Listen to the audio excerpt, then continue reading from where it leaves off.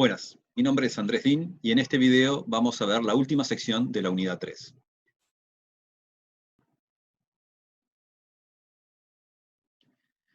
En las secciones anteriores desarrollamos un modelo que nos servía para analizar la toma de decisiones bajo escasez para una persona que tiene que elegir entre su tiempo libre y horas destinadas a trabajo o estudio.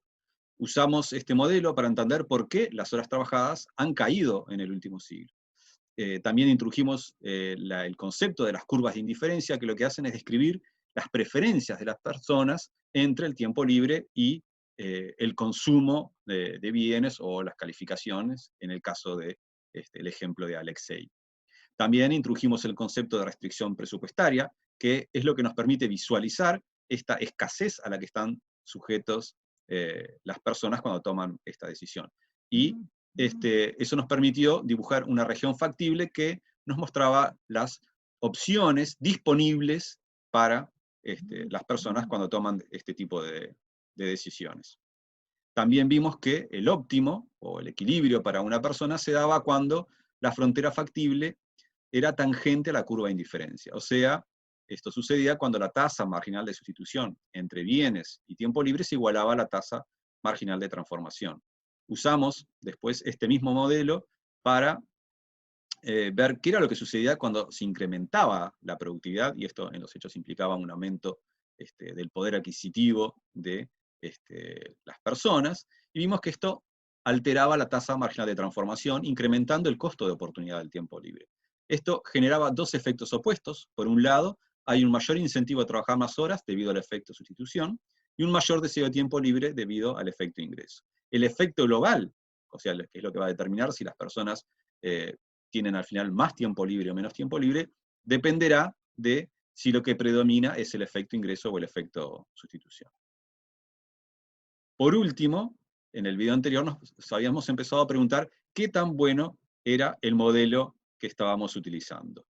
Hoy, en este video, vamos a continuar con esta pregunta, pero lo que vamos a tratar de ver es qué tanto sirve el modelo para explicar la cantidad de horas trabajadas y los niveles de ingreso que se observan en distintos países y en un mismo país en distintos momentos del tiempo. Entonces, aún sabiendo que nuestro modelo omite o deja de lado explicaciones culturales y políticas que son sumamente relevantes para explicar cuáles son los niveles de tiempo libre, ¿sí? Y de niveles de ingresos que se observan entre distintos países en distintos momentos del tiempo, vamos a ver qué tanto de los datos que se observan en la realidad pueden ser explicados por nuestro modelo. Entonces, para eso vamos a comenzar viendo el ejemplo de Estados Unidos, o sea, un mismo país, y vamos a ver dos momentos del tiempo, el año 1900 y el año 2013. Nosotros sabemos que aproximadamente en el año 1900 las personas disfrutaban en promedio de unas 16 horas de tiempo libre por día y de un salario que estaba en el entorno de los $30 por hora. Mientras que en el 2013 la cantidad de horas de tiempo libre disponible por día había aumentado al entorno de las 19 horas, ¿sí? Mientras que los ingresos salariales que les permitían consumir bienes diarios andaban en torno de los $100. ¿Sí? Esos son los dos puntos que podemos ver como el punto A, correspondiente al año 1900, y el punto D, correspondiente al año 2013. Con estos dos puntos, y sabiendo que para todas las personas, en el caso de que disfruten de 24 horas de tiempo libre, eso quiere decir que no trabajan ni una sola hora, y su ingreso por lo tanto va a ser cero, y por lo tanto el consumo de bienes diarios va a ser cero, tenemos los dos puntos necesarios como para poder graficar la restricción presupuestaria. O sea, sabemos que la restricción presupuestaria de un trabajador promedio en Estados Unidos en el año 2013 va a pasar por el punto D, y además va a pasar por el punto correspondiente a las 24 horas de tiempo libre y 0 pesos de consumo.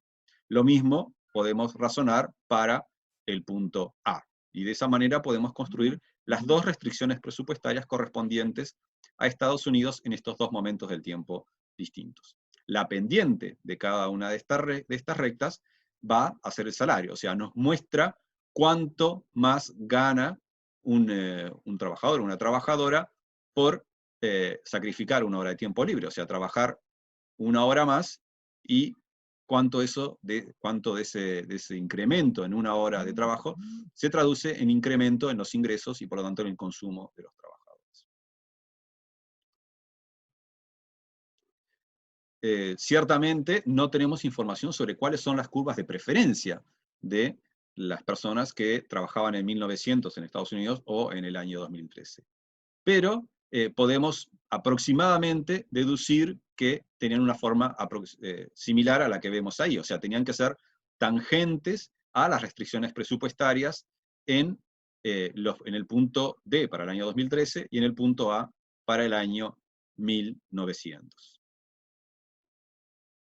Entonces, asumiendo que los trabajadores y trabajadoras son quienes eligen la cantidad de horas a trabajar, podemos inferir o deducir la forma aproximada de estas curvas de indiferencia en estos dos puntos. Ahora, entonces, ¿cómo usamos el modelo para explicar cómo es que pasamos de una situación como la del punto A en el año 1900 a una situación como la del punto D en el año 2013? Bueno, en primer lugar, lo que tenemos que observar es que este cambio, ¿sí? Este cambio en el aumento en los niveles salariales que se dieron entre el año 1900 y el año 2013, lo que implicó es un gran aumento en el poder adquisitivo de los trabajadores, ¿sí? O en otras palabras, es lo que sería equivalente a que las personas de golpe empezaran a recibir una renta mensual, ¿sí? Que aumentara su poder adquisitivo todos los meses. Y eso es lo que tratamos de ver en la línea punteada que está aquí. O sea, el cambio que se dio en el poder adquisitivo de los trabajadores entre el año 1900 en el punto A y el punto D correspondiente al 2013, ¿sí? Que está representado por esta restricción presupuestaria, equivale en términos del poder adquisitivo de los trabajadores a un desplazamiento de la restricción presupuestaria correspondiente al año 1900 a esta recta punteada paralela que está ahí, ¿sí? Esto es lo que nos muestra, ¿sí? Un cambio en donde simplemente lo que se altera es el poder adquisitivo de los trabajadores sin que cambien los precios relativos entre los bienes de consumo y el tiempo libre. O sea, al tener esta restricción presupuestaria que vemos aquí, la misma pendiente que la recta punteada, lo que estamos viendo es que los precios relativos entre bienes de consumo y tiempo libre no se han modificado. Lo único que cambió, ¿sí? Es el ingreso de los trabajadores. Y vemos que en este caso, ¿sí? Los trabajadores lo que estarían prefiriendo, ¿sí? Si hubieran, al experimentar un cambio en sus ingresos de esta magnitud, hubiera sido pasar del punto A al punto C. Esta es la parte que llamamos efecto ingreso y que ustedes vieron en los videos anteriores. Y esto, el efecto que tiene es que los trabajadores y trabajadoras deseen tener un mayor tiempo libre. O sea, si solamente hubieran cambiado su poder adquisitivo sin que cambiaran los precios relativos entre tiempo libre y bienes de consumo, los trabajadores y trabajadoras hubieran querido pasar de unas 16 horas de tiempo libre por día a algún nivel que estuviera entre 20 y 21 horas de tiempo libre por día. Sin embargo, esa no es toda la historia. No solo aumentó el poder adquisitivo de los trabajadores y trabajadoras. También cambiaron los precios relativos. O sea, la pendiente que se observa en la restricción presupuestaria en el 2013 no es la recta punteada, sino que es esta recta que vemos acá, y que tiene una pendiente mayor. Eso quiere decir que el tiempo libre, hoy en día, es más caro en relación a los bienes de consumo, ¿sí? Y eso hace que los trabajadores y trabajadoras actualmente en Estados Unidos no prefiriesen estar en un punto como el C, sino en un punto como el D. O sea, el efecto sustitución implica un incremento en el costo de oportunidad del tiempo libre que genera que los trabajadores elijan el punto D en lugar del punto C. Entonces, este movimiento hacia la izquierda, que implica que los trabajadores no prefieran tener 20 y pico de horas diarias de tiempo libre, sino una cifra que esté en algo más de 19, es explicado por el efecto sustitución. El efecto agregado o el efecto global va a depender de cuál de estos dos efectos sea el que predomine para este caso particular. Y aquí lo que vemos es que el efecto ingreso es mayor que el efecto sustitución. Por eso es que hay el nivel de horas de tiempo libre que se observa en el 2013 es mayor que el que teníamos en el año 1900. En este caso, el efecto de ingreso es mayor que el efecto de sustitución y por lo tanto el efecto agregado es positivo. Y esto es lo que explica que los trabajadores norteamericanos aumentaron su tiempo libre y a la vez que aumentaban el consumo de bienes. Ahora, pasando a otros casos, podemos preguntarnos también cómo se aplica este modelo para explicar otros casos históricos. El primer caso que vamos a ver es el caso de Gran Bretaña, que entre el año 1800 y 1870 se observó que los salarios aumentaban, pero también aumentaban las horas de trabajo. Para nuestro modelo, esto implicaría que hubo un efecto ingreso donde se partía de un nivel muy bajo en los niveles de consumo, y por lo tanto, la disposición de las personas que trabajaban a sustituir tiempo libre por bienes no se incrementó mucho cuando aumentaron los salarios. O sea, el nivel de consumo era tan bajo que cuando aumentaron los salarios no prefirieron aumentar su uso de tiempo libre, sino que lo destinaron en su gran mayoría a aumentar sus niveles de consumo. En cuanto al efecto de sustitución, al ser más productivos y con mayor remuneración, incrementaron los incentivos a jornadas más largas. En este caso, el efecto sustitución domina sobre el efecto ingreso. Claro que esta conclusión, que es la que está atrás de nuestro modelo, uno puede preguntarse si las horas de trabajo observadas, que eran efectivamente muy largas, realmente reflejaban las preferencias de trabajadores y trabajadoras. El caso 2 es el que podemos ver en este gráfico, donde de nuevo vamos a ver cómo encaja nuestro modelo para poder explicarlo. En este caso lo que vemos es que durante la primera mitad del siglo XX, en los tres países que tenemos ahí graficados, Francia, Holanda y Estados Unidos, se incrementan los ingresos mientras que bajan las horas de trabajo. Esto es similar a el primer ejemplo que vimos hoy, donde el incremento salarial, ¿sí?, va acompañado de una disminución, de un aumento del tiempo libre de trabajadores y trabajadoras.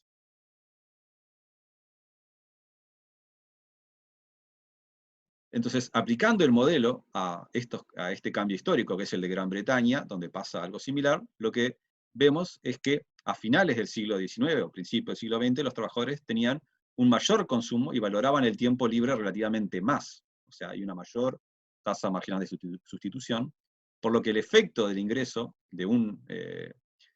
que genera un aumento salarial era mayor que en el periodo anterior. Y también hay un efecto de sustitución que es similar en el periodo previo, con un incentivo a trabajar más. Pero en este caso lo que sucede es que domina el efecto ingreso y por eso es que las horas de trabajo disminuyen. En otras palabras, los trabajadores y trabajadoras tenían mayores niveles de consumo, ¿sí? Entonces, al abundar en términos relativos, ser más abundantes los bienes de consumo, estos son valorados un poco menos en comparación al tiempo libre, y es por eso que al aumentar los salarios, los trabajadores y trabajadoras habrían preferido incrementar su tiempo libre. El tercer caso histórico que vamos a considerar es el de los Estados Unidos luego de 1980. Acá lo que vemos es que nuevamente se da un gran incremento del PIB per cápita, ¿sí?, que está acompañado de aumentos salariales para el promedio de Estados Unidos, pero que va acompañado de un leve incremento en las horas trabajadas. Algo similar también sucede en algunos países como Gran Bretaña y en Suecia. Ahora, ¿por qué podría estar pasando esto? Porque a diferencia de lo que habíamos visto que pasó en Inglaterra en el siglo XIX, antes de 1870, no partimos de una situación de un consumo de bienes muy bajo. No es que los trabajadores y trabajadoras en Estados Unidos en 1980 fueran particularmente muy pobres y que fuera eso lo que los llevó a trabajar más cuando aumentaron sus salarios. No es esa la situación. Entonces nos podemos preguntar, ¿por qué optaron por trabajar más, por más que ese aumento haya sido leve, ¿sí? Si en realidad partían de una situación que ya era de altos ingresos? Una posible explicación a este comportamiento puede deberse a un fenómeno donde debemos que considerar que las preferencias de los trabajadores en estos países haya cambiado. O sea, no solamente se desplazaron las curvas de indiferencia simplemente por el aumento en el ingreso de los trabajadores, sino que no solo se alejaron digamos, del origen, sino que se desplazaron a una situación en donde prefieren menos tiempo libre, o sea, se hubieran corrido hacia la izquierda. Entonces, bajo esta explicación, la curva de indiferencia cambia y la tasa marginal de sustitución cae, donde en este caso los trabajadores prefieren trabajar más horas para de esa manera poder consumir más. Pero, ¿cómo podríamos explicar que los trabajadores de países que ya tenían ingresos altos, como ya dijimos, nuevamente, en un contexto de salarios altos, prefieran trabajar más horas? Una posible explicación está relacionada con que este gran incremento de los niveles de ingresos en Estados Unidos estuvo asociado a que los ingresos que más crecieron, y por lejos, fueron los ingresos de la población más rica, ¿sí? Eso hizo que aumentara en esos sectores de la sociedad el consumo suntuario de manera importante, y eso puede haber hecho que se modificaran los estándares de consumo no solamente de los ricos, sino de toda la población. O sea, el resto de la población observa cómo aumenta de manera importante el consumo suntuario de la población más rica y pueden haberse visto impulsados, ¿sí?, a tratar de imitar los hábitos de consumo de los ricos, ¿sí? Y eso, que es lo que se conoce como consumo conspicuo, donde las personas consumen eh, en, eh, porque lo que toman en cuenta es lo que consumen los demás y porque quieren tener y consumir en un nivel similar, puede haber hecho que se modifiquen las preferencias entre consumo y tiempo libre. O sea, las personas comunes y corrientes, digamos, de menores ingresos o de ingresos medios, al ver un gran consumo de la población más rica, quisieron imitarlo, y la única manera que podían hacer eso, por más que tuvieran ingresos relativamente altos en comparación a otros países del mundo, era incrementando sus horas de trabajo. En estos momentos los invitamos a realizar la siguiente actividad, que es discutir, ¿sí?, con este modelo que hemos planteado, de modelo de escasez y elección, si es una explicación plausible a los cambios que se han observado durante el siglo XX en las horas trabajadas. Y que también que consideren qué otros factores que no están incluidos en el modelo pueden haber sido importantes. De hecho, acá, esto es un texto que está extraído del libro, que ustedes van a encontrar en los PDFs que están en el EVA, en la sección de bibliografía, que es lo más importante que ustedes tienen que estudiar para este curso, ¿sí? La prioridad es que lean esos capítulos. Ahí van a encontrar una frase de Keynes, donde él predecía que en el futuro las cantidades de horas trabajadas se iban a ver reducidas en forma muy importante. Él decía 100 años en adelante, lo decía en 1930, o sea, estamos a 10 años de que se cumplan estos 100 años de los que hablaba Keynes, y lo que podemos ver es que esta reducción en las horas trabajadas que había predicho John Maynard Keynes, efectivamente no sucedió. La idea es que ustedes discutan un poco por qué esto puede no haber sido así.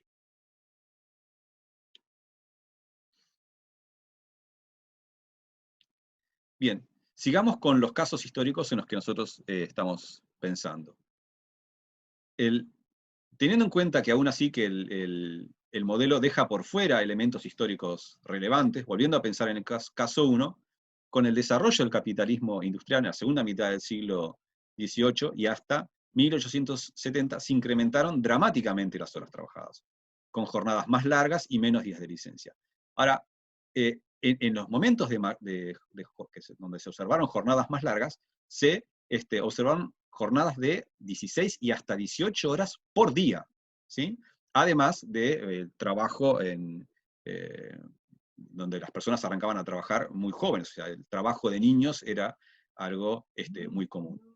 Una de las preguntas que nos podemos hacer es si es razonable suponer que una extensión de la jornada laboral tan alta, ¿sí? Puede esto explicarse por las preferencias de trabajadores y trabajadoras. O sea, ¿es razonable pensar que las personas trabajaran 18 horas por día porque eso era lo que preferían? ¿Sí? Contar de poder tener más bienes de consumo, o en realidad nuestro modelo tiene el problema de que en realidad estos niveles de horas trabajadas no reflejan, o no reflejan únicamente las preferencias de los trabajadores y trabajadoras. Entonces, para analizar en mayor profundidad este fenómeno de la evolución de las horas trabajadoras y los ingresos de quienes trabajan, desde que se desarrolló el capitalismo industrial, es que los invitamos a que vean el video de la socióloga y economista Juliet Shore, que discute un poco estos elementos. El video está en inglés, pero es un video muy corto, dura unos 5 minutos. Si alguno de ustedes no maneja inglés con suficiente fluidez como para ver el video solo, les sugerimos que lo puedan conversar con algún compañera de clase, ¿sí? Que le pueda decir más o menos que lo comenta el video, y aún así, si no consideran conversarlo con alguien más, les sugerimos que lo miren, porque el video muestra, ¿sí? En varios gráficos, y eso los van a poder entender por más que no sepan inglés, cómo ha sido la evolución de las horas trabajadas en varios países, y van a poder discutir estos elementos de qué es lo que puede explicar esta evolución de las horas trabajadas en distintos momentos de la historia del capitalismo en los últimos 2 siglos. Bien, continuando con la explicación de nuestras horas trabajadas, vemos que no solamente los niveles de horas trabajadas promedio por país cambiaron en el tiempo en los mismos países, sino que además hay un importante cambios en los niveles entre países. ¿Sí? Este gráfico que ya lo habíamos visto antes, lo que nos mostraba era el promedio de horas anuales de tiempo libre por trabajador en el eje horizontal, y los niveles de consumo, ¿sí? O de dinero que los trabajadores, las personas tienen en cada uno de estos países.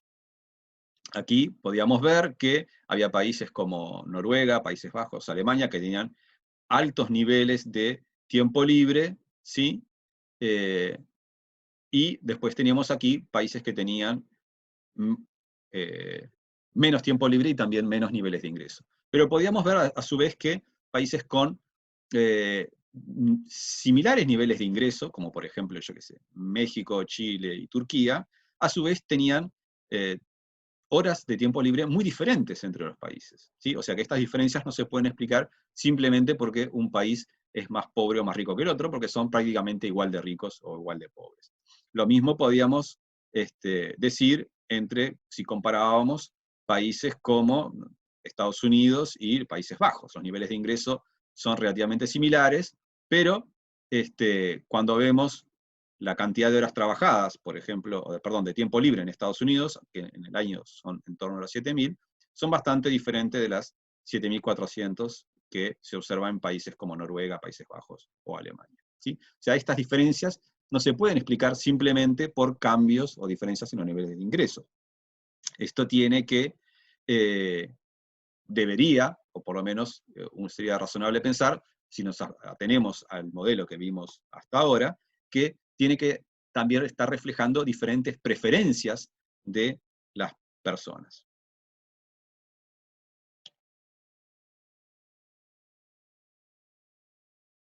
pero habíamos, en este caso, el PBI per cápita no es quizá la mejor aproximación a los ingresos de un trabajador. Para empezar, porque el PBI per cápita incluye otros ingresos que no son solamente los que percibe un trabajador. Además del salario que perciben los trabajadores, el PBI per cápita incorpora, además de la actividad del Estado, ¿sí?, también otras fuentes de ingresos como rentas, renta de la tierra o ingresos por la propiedad del capital. Entonces, en ese sentido, es mejor usar una medida como el ingreso disponible para un trabajador promedio. Esto es lo que vemos en este cuadro, ¿sí?, donde además agregamos otras variables como el salario promedio por hora, ¿sí?, en términos anuales, el tiempo libre y el consumo por día. Entonces acá lo que vemos son 5 países: Estados Unidos, Corea del Sur, Holanda, Turquía y México, y para cada uno de estos países podemos ver que tenemos un promedio de horas anuales por trabajador,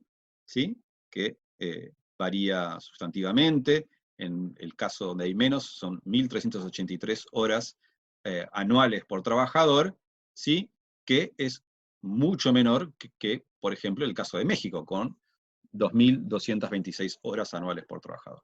Después tenemos el promedio anual del ingreso disponible por persona sin hijos, ¿sí?, el promedio de tiempo libre anual, y con esto podemos ver también, perdón, el gráfico también, el cuadro también muestra el salario por hora en estos países, ¿sí?, el tiempo libre por día y el consumo por día, ¿sí? Entonces, por ejemplo, podemos ver que en el caso de Corea, un trabajador tiene un consumo promedio que es mayor que el de Estados Unidos, ¿sí?, pero que eso se explica mayormente porque trabajan más tiempo, o sea, tienen menos tiempo libre, y no porque tengan mayores salarios, porque en realidad tienen menores salarios, o sea, compensan esos menores salarios trabajando más, y eso es lo que le permite tener un mayor consumo.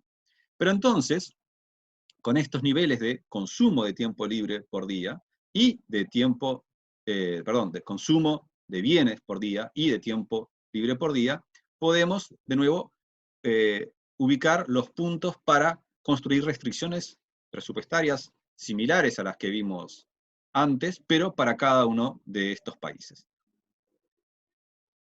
Esto es lo que podemos ver en el gráfico que está a continuación, donde cada uno de los puntos que veíamos en el cuadro anterior, aquí donde teníamos el tiempo libre por día y el consumo por día, ¿sí?, esos puntos nos permite ubicarlos en este plano, donde tenemos el tiempo libre por día en el eje horizontal y bienes por día en el eje vertical, ¿sí? Entonces acá nos permite ubicar el punto correspondiente a México, Turquía, Corea, Estados Unidos y Holanda. Sabemos a su vez que todas estas restricciones presupuestarias pasan por el punto que corresponde a las 24 horas de tiempo libre y 0 pesos para consumo, y así podemos construir las restricciones para cada país. La pendiente de cada una de estas rectas, como decíamos antes, se corresponde al salario de los trabajadores. Las líneas, ¿sí?, que como decía, representan, perdón, esto es lo que acababa de decirles. De nuevo, si asumimos que los trabajadores y los trabajadores, ¿sí?, ven reflejadas sus preferencias en las curvas de indiferencia, podemos concluir o podemos construir unas curvas de indiferencia aproximadas, ¿sí?, que son tangentes a los puntos donde efectivamente se observan a las restricciones para cada uno de estos países. Entonces, en México y Corea, los trabajadores tienen aproximadamente el mismo tiempo libre, si nosotros vemos acá, en torno a las 18 horas, pero el salario es mucho mayor en Corea.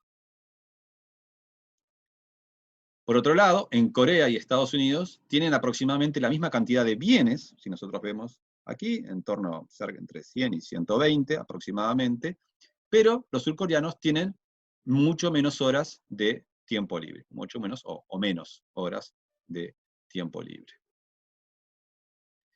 Entonces, una pregunta que nos podemos hacer es si es razonable suponer que los surcoreanos tienen las mismas preferencias por el tiempo libre que los trabajadores y trabajadoras de Estados Unidos. La respuesta es que no, porque eso implicaría aceptar que si los salarios en Corea alcanzaran los salarios que hay en Estados Unidos, ¿sí?, los coreanos pasarían a consumir menos bienes. Entonces, lo más razonable sería pensar que en promedio tengan preferencias distintas. Notemos que las curvas de indiferencia de los surcoreanos y estadounidenses se cruzan en este punto que está aquí, en el punto Q, ¿sí?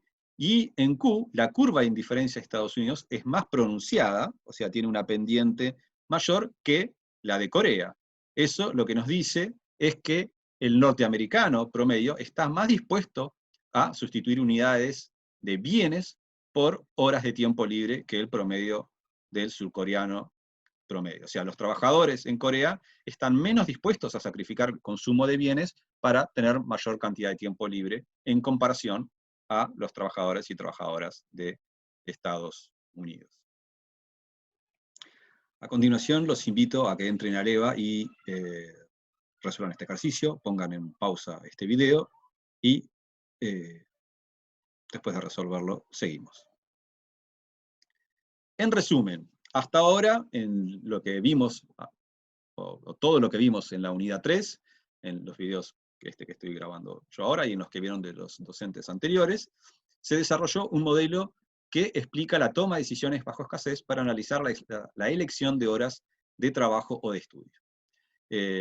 Lo aplicamos para entender por qué las horas de trabajo cayeron durante el último siglo, y también lo vimos en otros casos donde las horas trabajadas no cayeron, sino que se mantuvieron o aumentaron. Utilizamos curvas de indiferencia para describir las preferencias de las personas entre tiempo libre y consumo, ¿sí? O en el caso de Alexei, lo que obtenía no era consumo, sino calificaciones de la materia que estaba cursando. Y también introdujimos la restricción presupuestaria, ¿sí?, que en el caso de Alexei y Ángela lo que reflejaba era la función de producción, para determinar la región factible, que lo que nos mostraba era las combinaciones disponibles de tiempo libre y consumo de las personas que tomaban las decisiones. También encontramos que el óptimo es un punto sobre la frontera factible donde la tasa marginal de sustitución entre bienes y tiempo libre iguala a la tasa marginal de sustitución, o sea, donde son tangentes la frontera factible y la curva de indiferencia. Usamos el modelo para analizar qué sucede cuando se incrementa la productividad, y vimos que cambia la tasa marginal de transformación, incrementando el costo de oportunidad del tiempo libre. Esto generaba dos efectos opuestos: un mayor incentivo a trabajar más horas debido al efecto de sustitución, y un mayor deseo de tiempo libre debido al efecto ingreso.